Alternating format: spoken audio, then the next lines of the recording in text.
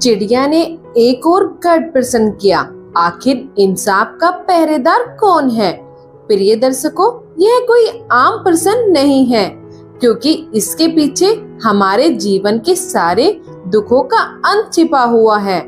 तो आपका समय नष्ट ना करते हुए कथा को जल्दी ही आरंभ करते हैं। लेकिन आगे बढ़ने से पहले आपको बता दें कि गरुड़ पुराण में कहा गया है कि कथा हो या सीख, अगर बीच में छोड़ दिया जाता है तो वह पाप की श्रेणी में आता है। तो आपसे निवेदन है कि वीडियो को अंत तक पूरा देखें। और अगर आप एक सनातनी हैं तो वीडियो को लाइक करके चैनल को सब्सक्राइब जरूर कर लें। तो चलिए कथा शुरू करते हैं। सूर्यगढ़ के प्रतापी राजा वीरसेन एक चक्रवर्ती सम्राट थे। उनके शासन के अधीन कई छोटे छोटे राज्य भी आते थे। अपनी अपार शक्ति और विशाल सेना के बल पर उन्होंने अनेक राजाओं को अपनी अधीनता स्वीकार करने के लिए विवश कर दिया था। परंतु इस विशाल साम्राज्य और अपार वैभव ने राजा वीरसेन के हृदय में अहंकार और विलासिता को जन्म दे दिया था। उनके जीवन का अधिकांश समय या तो नए राज्यों पर आक्रमण की योजना बनाने में बीतता या फिर सुंदर अप्सराओं के नृत्य और मदिरा सेवन में। उनके विशाल साम्राज्य की रक्षा और विस्तार के लिए अनेक वीर योद्धा उनके साथ थे। उनमें सबसे पराक्रमी और निष्ठावान योद्धा थे सेनापति सोनभद्र। यह उन्हीं की तलवार की पवित्र चमक और अद्वितीय पराक्रम का फल था कि राजा वीरसेन एक चक्रवर्ती सम्राट बन सके। सेनापति सोनभद्र ने सम्राट के लिए कई युद्धों में विजय पताका फहराई, जिससे प्रसन्न होकर सम्राट ने उन्हें एक छोटी सी रियासत टिक्कमगढ़ प्रदान की। आज सेनापति सोनभद्र के महल में आनंदोत्सव का वातावरण था, क्योंकि उनका विवाह संपन्न होने जा रहा था। महल में चारों ओर हर्षोल्लास की ध्वनि गूंज रही थी। परंतु इसी उत्सव में एक हृदय ऐसा भी था जो पीड़ा में डूबा हुआ था, और वह थी सुलोचना, महल की एक दासी की पुत्री थी। किंतु उसके हृदय में सेनापति सोनभद्र के प्रति अनंत प्रेम उमड़ता था। यह प्रेम निराधार नहीं था। सुलोचना और सोनभद्र ने बालकाय में साथ खेलते, हंसते गाते और भोजन करते समय बिताया था। इन मधुर स्मृतियों के सहारे सुलोचना ने किशोरावस्था में ही अपने हृदय में विवाह के स्वप्न सजा लिए थे। परंतु विधि के विधान ने उसे यह सुख ना दिया। एक दासी की पुत्री होने के कारण सुलोचना का विवाह सेनापति से संभव नहीं था। सेनापति ने अपने माता पिता की आज्ञा का पालन करते हुए एक राजकन्या से विवाह करने का निर्णय लिया। आज जब सेनापति के विवाह की धूमधाम थी, तब सुलोचना का मन एकाकीपन और पीड़ा की ज्वाला में जल रहा था। वह यद्यपि एक दासी की पुत्री थी, किंतु उसकी सुंदरता अप्सराओं को भी लज्जित कर देती थी। नृत्य और संगीत में उसकी दक्षता देवताओं को भी मोहित कर सकती थी। इधर सेनापति विवाह के पवित्र बंधन में बंध रहे थे, और उधर सुलोचना का मन वेदना की अग्नि में तप रहा था। सम्राट वीरसेन को भी इस शुभ विवाह का आमंत्रण दिया गया था, किंतु उनका अहंकार और विलासिता ने उन्हें राजधानी सूर्यगढ़ से बाहर ले जाने को तैयार न हुए। विवाह के पश्चात सेनापति सोनभद्र अपनी नवविवाहित पत्नी को लेकर राजधानी पहुंचे और सम्राट के दर्शन किए। सम्राट ने उनके सम्मान में शाही भोज का आयोजन किया। अगले ही दिन सेनापति अपनी पत्नी के साथ टिक्कमगढ़ लौट आए। सब कुछ शांति से चल रहा था, किंतु सुलोचना के हृदय में असंतोष और वेदना का ज्वालामुखी फूटने को तैयार था। अब उसका प्रेम नफरत में परिवर्तित हो चुका था। वह सोचने लगी, कैसे भूला दिया सेनापति ने हमारे बचपन का स्नेह। मैं तो दिन रात उन्हीं का नाम जपती रही, पर उन्होंने तो किसी और से विवाह कर लिया। अब सुलोचना के मन में प्रतिशोध की अग्नि धड़कने लगी। उसी रात वह बिना किसी को बताए चुपचाप टिक्कमगढ़ महल छोड़कर निकल पड़ी। प्रातःकाल सुलोचना की माता ने जब अपनी पुत्री को महल में नहीं पाया तो उन्होंने यह बात सेनापति सोनभद्र को बताई। यह सुनकर सेनापति अति चिंतित हो गए और व्याकुल हो उठे। उधर सुलोचना टिक्कमगढ़ से निकलकर एक घने वन में जा पहुंची। वहां उसे एक तपस्वी की पवित्र कुटिया दिखाई दी। कुटिया में प्रवेश करने पर उसने देखा कि वहां एक अरी और उनकी धर्मपत्नी निवास करते हैं। सुलोचना ने उन तपस्वियों से प्रार्थना की, हे महात्मा, कृपया मुझे कुछ समय के लिए अपनी कुटिया में आश्रय प्रदान करें। ऋषि और उनकी पत्नी ने करुणा भाव से उसकी प्रार्थना स्वीकार कर ली। अब सुलोचना उस पवित्र कुटिया में रहने लगी और सेवा भाव से ऋषि दंपत्ति के कार्यों में हाथ बटाने लगी। वह जंगल से लकड़ियां इकट्ठा करती, जल का प्रबंध करती और ऋषि की पूजा अर्चना में सहायता करती। परंतु उसके मन में प्रतिशोध की ज्वाला निरंतर जल रही थी और वह मन ही मन बदले की योजना बनाती रहती थी। समय का चक्र चलता रहा और 1 वर्ष लगातार बीत गया। इस बीच टिक्कमगढ़ महल में सुलोचना की माता अपनी पुत्री की कोई सूचना ना मिलने पर अत्यंत दुखी रहती और अपने भाग्य को कोसती। 1 वर्ष बीत जाने के बाद सुलोचना ने अपनी योजना को पूरी तरह तैयार कर लिया। अब समय आ गया था उस योजना को क्रियान्वित करने का। एक दिन सुलोचना ने आरसी दंपत्ति से विनम्रता पूर्वक विदा ली और कहा कि वह अब अपने घर लौट रही है। ऋषि और उनकी पत्नी ने उसे आशीर्वाद के साथ विदा किया, किंतु सुलोचना टिक्कमगढ़ नहीं लौटी। उधर राजधानी सूर्यगढ़ में सम्राट वीरसेन पहले की ही भांति अपने अहंकार और विलासिता में लिप्त था। वह मदिरा और अप्सराओं के मोह में डूबा हुआ था। तभी एक दासी ने आकर सूचना दी, महामहिम, एक युवती आपसे भेंट करना चाहती है। सम्राट ने आदेश दिया उसे तुरंत हमारे समक्ष लाया जाए। जब वह युवती सम्राट के सम्मुख उपस्थित हुई तो उसकी अनुपम सुंदरता देखकर सम्राट मोहित हो गया। वह युवती और कोई नहीं बल्कि दासी पुत्री सुलोचना थी। सुलोचना की दिव्य आभा और मनोहर नृत्य ने विलासी सम्राट वीरसेन के मन को वशीभूत कर लिया। अब वह सुलोचना के प्रेम में बंध चुका था। सुलोचना सूर्यगढ़ महल में रहने लगी और अपनी कला व रूप से सम्राट का मन बहलाने लगी। सम्राट का हृदय अब पूरी तरह सुलोचना के प्रेम पस में बंध चुका था।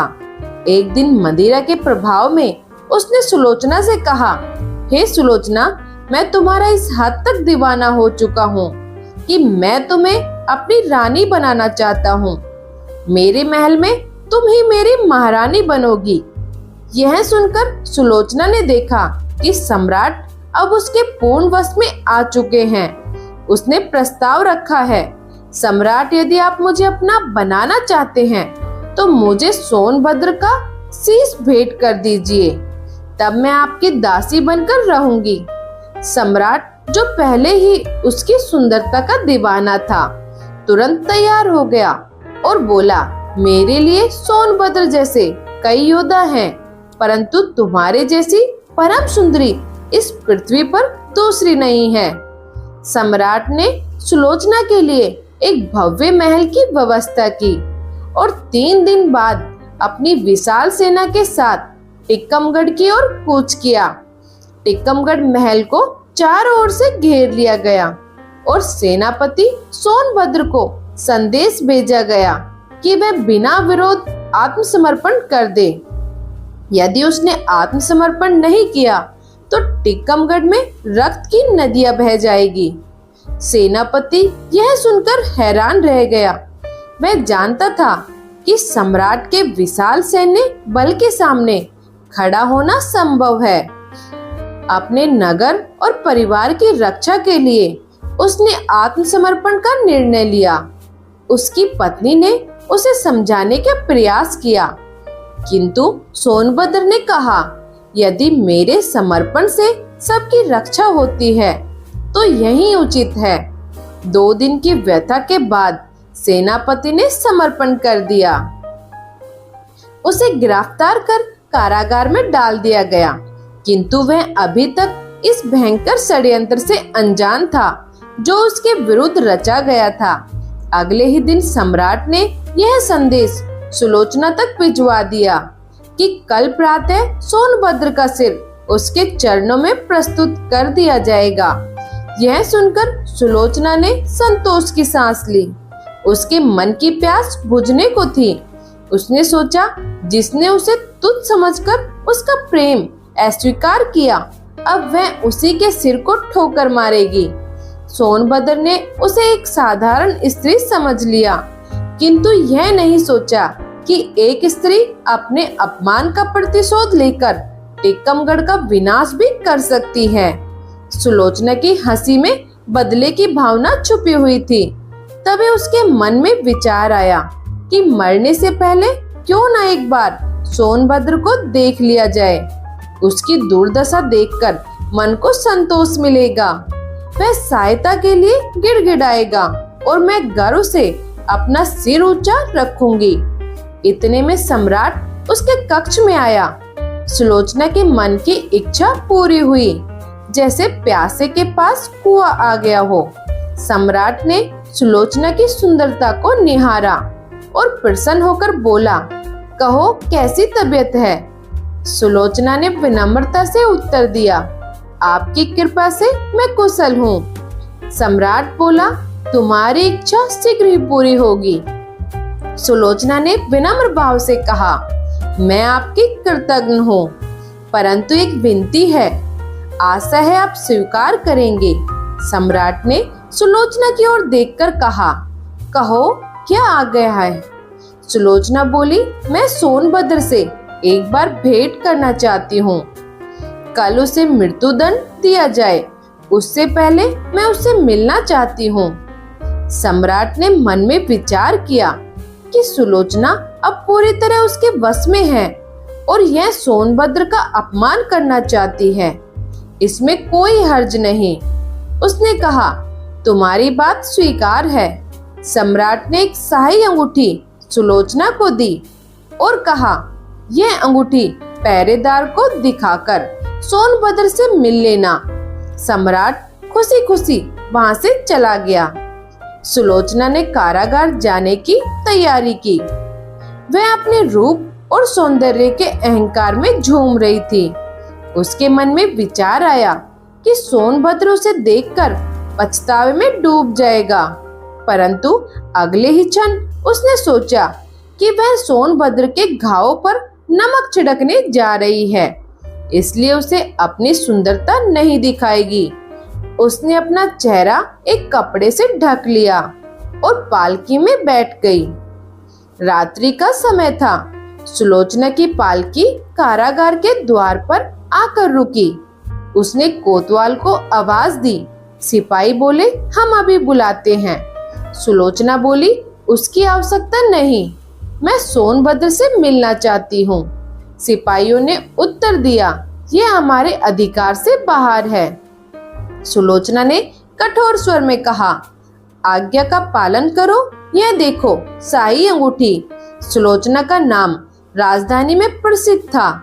उसकी सुंदरता और सम्राट पर उसके प्रभाव के चर्चे हर घर में थे। सिपाहियों ने जब उसका नाम और शाही अंगूठी देखी तो वे भयभीत हो गए। कांपते हुए बोले, जो आज्ञा। उन्होंने कारागार का द्वार खोल दिया और सिर झुकाकर खड़े हो गए। सुलोचना भीतर प्रविष्ट हुई। सिपाही दीपक लेकर उसे सोनभद्र की कोठरी तक ले गया। जैसे ही दरवाजा बंद हुआ, सुलोचना के पैर कांपने लगे।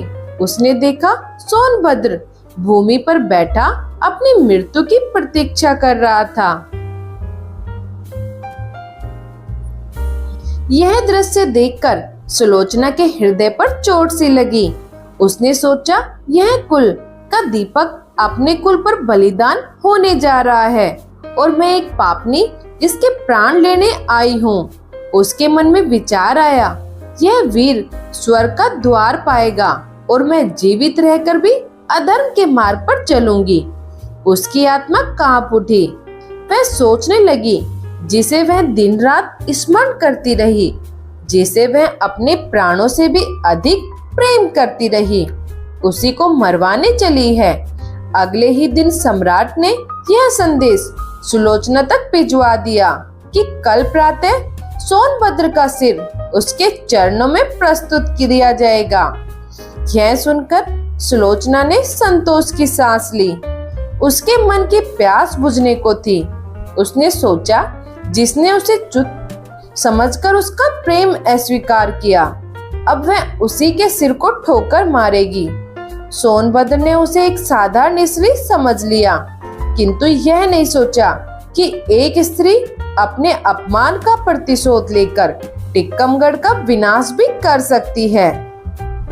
जिसे वह दिन रात स्मरण करती रही, जिसे वह अपने प्राणों से भी अधिक प्रेम करती रही, उसी को मरवाने चली है। सुलोचना की आंखों से आंसुओं की धारा बह निकली। प्रेम की दबी हुई चिंगारी एक बार फिर भड़क उठी। उसका सोया हुआ प्रेम जाग गया। लड़खड़ाते पैरों से वह आगे बढ़ी। सोनभद्र ने सिर उठाकर देखा और समझ गया। उसने पूछा, सुलोचना, यह क्या आधी रात को तुम यहाँ क्यों आई हो? सुलोचना की आंखों में आंसू भर आए, लेकिन उसने उन्हें पी लिया। आज उसे एहसास हो गया था कि वह कितनी गिर चुकी थी। संभल कर बोली, कुछ मांगने आई हूँ। सोनभद्र ने कहा, कहो क्या मांगती हो, मैं देने को तैयार हूँ। सुलोचना फूट फूट कर रोने लगी और बोली, तुमने एक बार मेरा दिल तोड़ा था, परंतु आज जो मैं मांगूंगी वह तुम्हें देना ही होगा। बोलो, वचन देते हो? सोनभद्र को हैरानी हुई। उसने सोचा, शायद यह अपने किए पर शर्मिंदा है। गंभीरता से बोला, कहो क्या चाहती हो?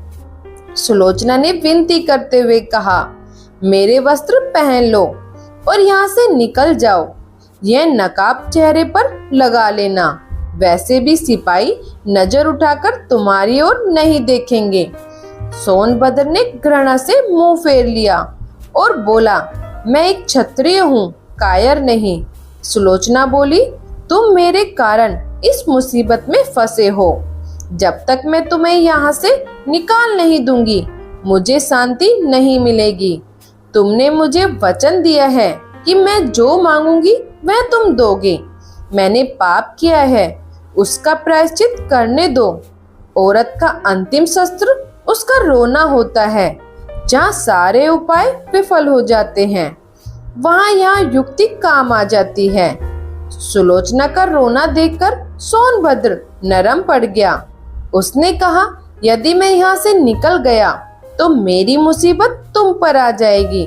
सुलोचना ने उत्तर दिया, तुम मेरी चिंता मत करो, मुझे कुछ नहीं होगा। मैं सुबह आराम से यहाँ से निकल जाऊंगी। सुलोचना ने यह झूठ अपने लिए नहीं बल्कि सोनभद्र के लिए बोला था। सोनभद्र ने विवश होकर सुलोचना का प्रस्ताव स्वीकार कर लिया। सुलोचना ने वह अंगूठी सोनभद्र को दी और कहा, यह सैनिकों को दिखा देना। दोनों ने वस्त्र बदल लिए। सोनभद्र सुलोचना के वस्त्र पहनकर कैद खाने से निकल गया। सिपाहियों ने आंख उठाकर भी उसकी ओर नहीं देखा। इधर सुलोचना चुपचाप कंबल में लपेटकर लेट गई। कुछ देर बाद कोठरी का दरवाजा खुला। दीपक बुझ चुका था। जल्लाद हाथ में तलवार लिए अंदर आए। अंधेरे में उसने देखा कि कैदी सो रहा है। उसने कंबल हटाया और सुलोचना के गले पर छुरी फेर दी। सुलोचना, जिसकी मृत्यु का आनंद मनाने का स्वप्न देखा था, उसी के लिए उसने अपने प्राणों का बलिदान कर दिया। प्रेम के खेल निराले होते हैं। पिछले पहर का समय था। उषा की पहली किरण आकाश में फूट पड़ी। जल्लाद सिर को पोटली में लपेटे हुए सम्राट के सामने पहुंचा। उसने कहा, सोनभद्र का सिर हाजिर है महाराज। सम्राट ने कहा, कपड़ा हटाओ। जल्लाद ने कपड़ा हटाया। एक बिजली कौन गई। सम्राट के होश उड़ गए। ये सोनभद्र का नहीं बल्कि सुलोचना का सिर था। सम्राट बहुत हताश हुआ। सुलोचना के बदले का यह दृश्य हृदय भेद देने वाला था। जब यह समाचार टिक्कमगढ़ पहुंचा तो सभी अत्यंत दुखी हुए। सोनभद्र कई दिनों तक रोते रहे। टिक्कमगढ़ महल में ही एक मंदिर बनवाकर उस पर सुलोचना का नाम लिखवा दिया गया। आने वाले कई वर्षों तक यह घटना पश्चाताप और बलिदान की अमर गाथा बन गई। जिला बनारस में बीरा नाम का एक गांव था। वहाँ एक विधवा वृद्धा भोगी रहती थी। उसका कोई संतान नहीं था। उसके पास एक धुर भी जमीन नहीं थी और ना ही रहने के लिए घर था। उसके जीवन का एकमात्र सहारा उसका भार था, जिस पर वह गांव वालों का अनाज भुना करती थी। गांव के लोग दिन में एक बार भोजन करते थे, इसलिए भोगी के भाट पर भीड़ लगी रहती थी। जो कुछ भी कमाती उसी से उसका गुजारा चलता। वह अपनी झोपड़ी में एक कोने में पड़ी रहती। वह प्रातः उठती और सूखी पत्तियां बटोर कर लाती। दोपहर बाद उसका भाट जलता, लेकिन एकादशी या पूर्णिमा के दिन जब घरों में आग नहीं जलती तब भोगी को भूखे ही सोना पड़ता। यदि जमींदार उदयभान के घर से अनाज भूनने का आदेश आ जाता तो भोगी को भूखा रहना पड़ता। जमींदार उसके काम के बदले कोई पैसे नहीं देता था। भोगी उसके घर का पानी भी भरती थी। गांव वालों की नजर में यह अन्याय नहीं था। जमींदार की कृपा थी कि उसने भोगी को गांव में बसाया था। चैत का महीना था। संक्रांति का पर्व था। आज के दिन नए अन्न का सत्तू खाया और दान किया जाता था। भोगी का भाट आज पूरे जोर पर जल रहा था। उसके सामने भीड़ लगी हुई थी। वह सांस लेने की भी फुर्सत नहीं पा रही थी। ग्राहकों की जल्दबाजी से कभी कभी भोगी झुंझला उठती थी। इतने में जमींदार साहब के यहाँ से तो बड़े बड़े टोकरे अनाज के आ पहुँचे। जमींदार के आदमियों ने हुक्म दिया, अभी भू दो। भूगी दोनों टोकरे देखकर सहम गई। दोपहर का समय था, लेकिन सूर्य अस्त होने से पहले इतना अनाज भूना असंभव था। घड़ी दो घड़ी और मिल जाती तो वह कुछ खाने भर को कमा लेती। जमींदार का अनाज तो उसे मुफ्त में ही भूनना पड़ता था। भोगी सोचने लगी कि भाग्य ने उसे चैन की सांस तक नहीं लेने दी। अब पहर रात तक मुफ्त में भाट चलाना पड़ेगा। निराश भाव से उसने दोनों टोकरे उठा लिए। जमींदार के आदमी ने डांट कर कहा, देर मत लगाना। अगर देर हुई तो तुम जानती हो, यहीं पर बैठे रहो। जब अनाज भुन जाए तो हमें ले जाने देना। किसी और के दाने छुए तो हाथ काट लेंगे। तीसरे पहर तक सारा अनाज भुना जाना चाहिए। यह ताकीर देखकर जमींदार के आदमी चले गए। भुगी अनाज भूनने लगी, लेकिन मन भर अनाज भूनना कोई हंसी खेल तो नहीं था। बीच बीच में भाट भी झोंकना पड़ता था। तीसरा पहर हो गया और काम अभी आधा भी नहीं हुआ था। बुढ़िया को बह था कि जमींदार के आदमी आते ही होंगे और आते ही गालियां देंगे, मारेंगे। उसने तेजी से हाथ चलाना शुरू किया। रास्ते की ओर ताकती और बालू नाद में छोड़ती जाती, यहाँ तक कि बालू ठंडी हो जाती। उसे समझ में नहीं आता था कि क्या करे। ना तो भूनना बनता था और ना ही छोड़ना। वह सोचने लगी, यह कैसी विपत्ति आ पड़ी है। जमींदार कौन सा उसे रोटियां देता है, कौन सा उसका आंसू पोंछता है। वह अपना खून जलाती है, तब जाकर दाना मिलता है। लेकिन जमींदार के आदमी हमेशा खोपड़ी पर सवार रहते हैं। ये इसलिए कि उनकी 4 अंगुल धरती पर उसका गुजारा हो रहा है। क्या इतनी सी जमीन का इतना मोल है? ऐसे कितने ही टुकड़े गांव में बिना किसी काम के पड़े हैं। वहाँ तो केसर नहीं उपजती, फिर मुझ पर क्यों यह आठों पहर धस रहती है? यदि कोई सहारा होता तो यह सब सहना न पड़ता। भूगी इन्हीं विचारों में डूबी हुई थी कि जमींदार के आदमी वहाँ पहुँच गए। कड़क आवाज में बोले, क्यों री, दाने भून गए क्या? भूगी ने निडर होकर कहा, भून रही हूँ, देखते नहीं हो सारा दिन बीत गया और तुमसे इतना सा अनाज भी ना भूना गया।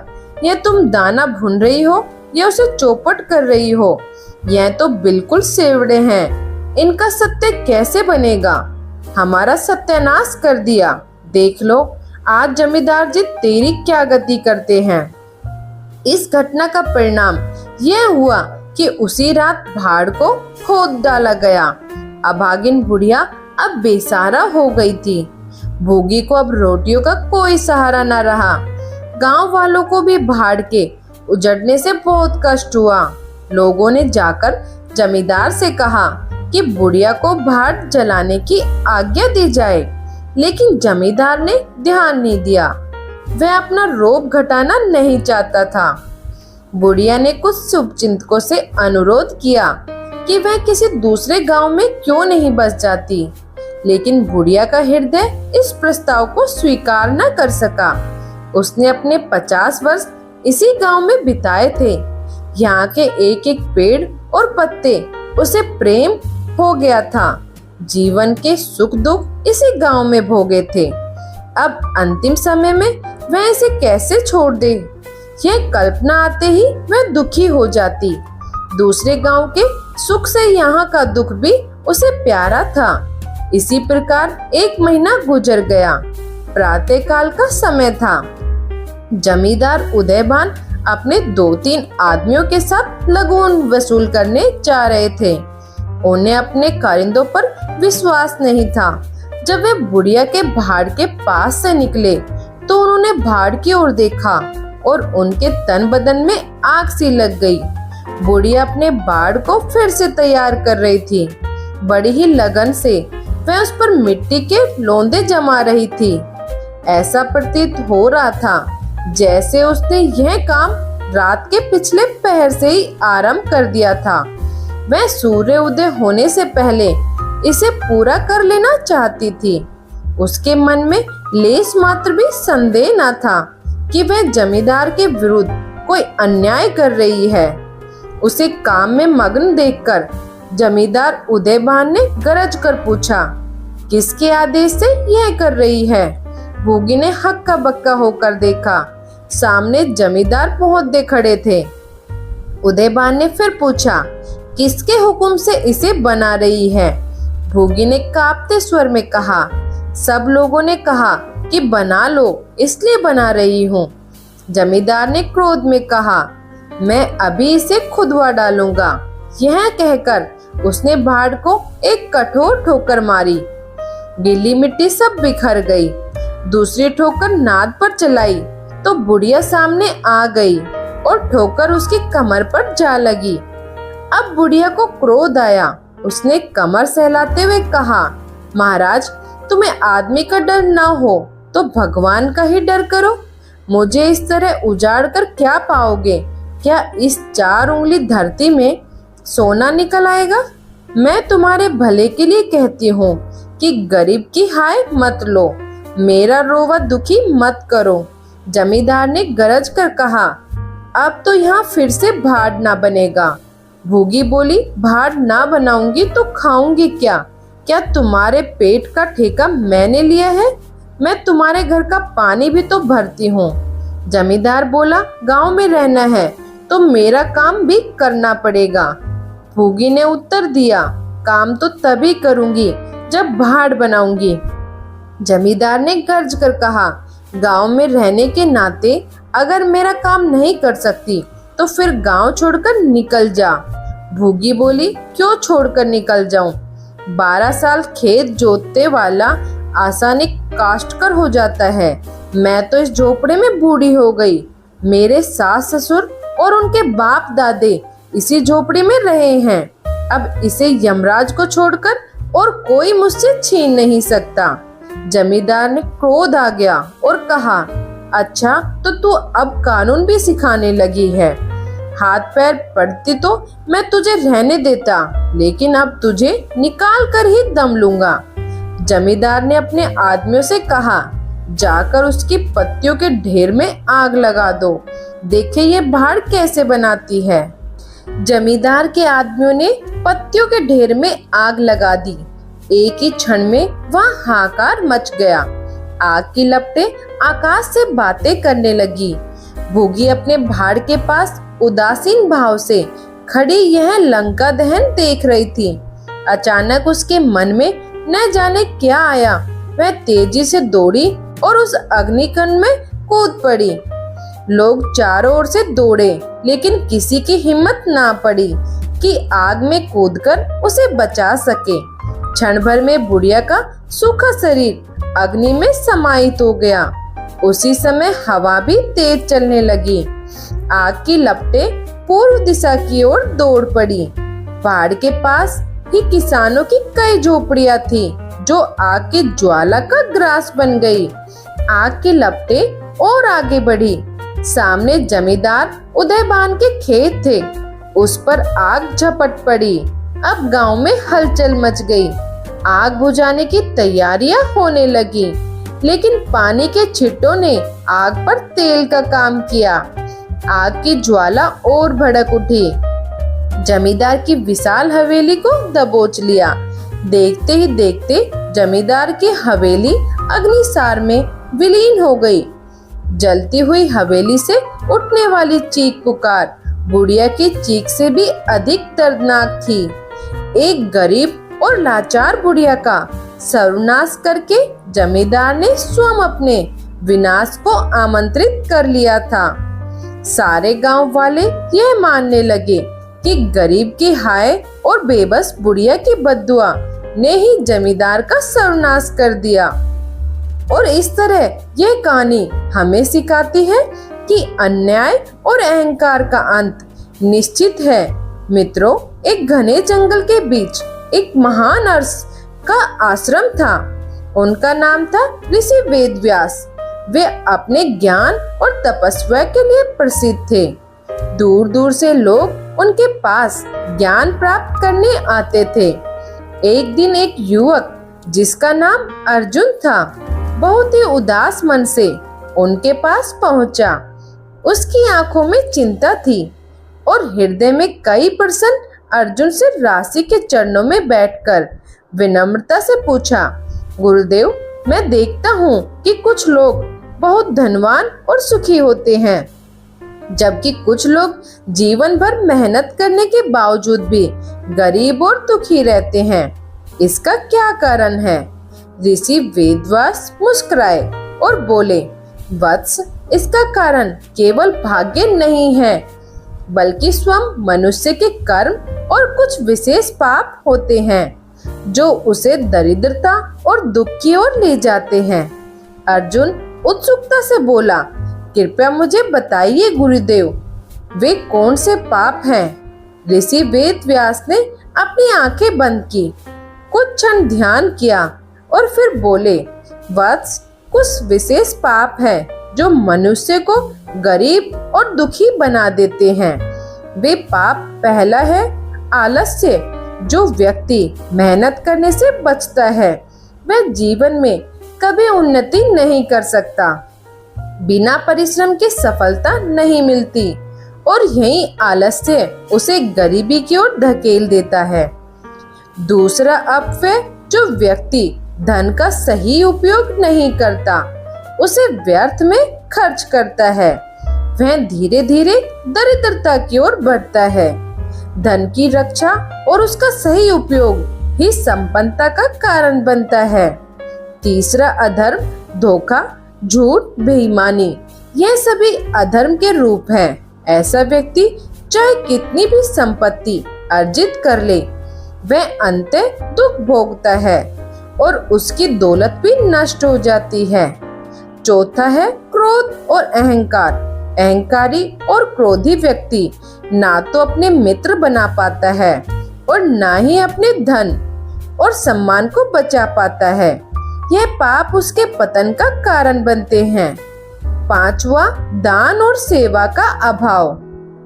जो व्यक्ति अपने धन का एक अंश दान नहीं करता, सेवा नहीं करता, उसका धन टिकता नहीं। सेवा और दान से ही धन पवित्र बनता है और बढ़ता है। अर्जुन ने यह सुनकर अपना सिर झुका लिया। उसने महसूस किया कि उसने भी कई बार इन पापों को किया है। गुरुदेव, मैं समझ गया, मैं इन पापों से बचूंगा और अपने जीवन को सुधारूंगा। आर्ष वेदव्यास ने मुस्कुराकर कहा, वत्स, सच्चा ज्ञान वही है जो जीवन में धारण किया जाए। यदि तुम इन पापों से दूर रहोगे तो सुख और समृद्धि तुम्हारे साथ रहेगी। अर्जुन ने सिर झुकाकर गुरुजी को प्रणाम किया और संकल्प लिया कि वह सदैव धर्म और सही कर्म के मार्ग पर चलेगा। तो मित्रों, इस कथा से हमें यह सीख मिलती है कि इंसान की गरीबी और दुख का असली कारण उसके अपने कर्म होते हैं। यदि हम आलस्य, अपव्यय, अधर्म, क्रोध और अहंकार से बचे और परिश्रम, सेवा, ईमानदारी और दान को अपनाएं, तो हमारा जीवन सुखमय और समृद्ध बन सकता है। जीवन में सफलता उन्हीं को मिलती है जो सही कर्म और धर्म के मार्ग पर चलते हैं।